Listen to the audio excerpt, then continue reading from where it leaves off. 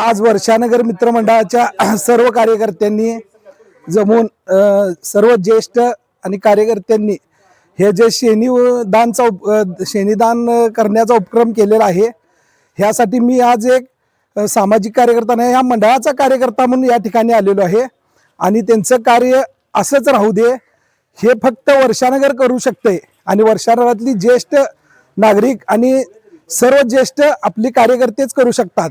आणि इथून पुढेही असंच त्यांचं सहकार्य आपल्या पंचगंगा स्मशानभूमीला राहावं, एवढीच मी सदिच्छा व्यक्त करतो आणि थांबतो. जय हिंद, जय महाराष्ट्र.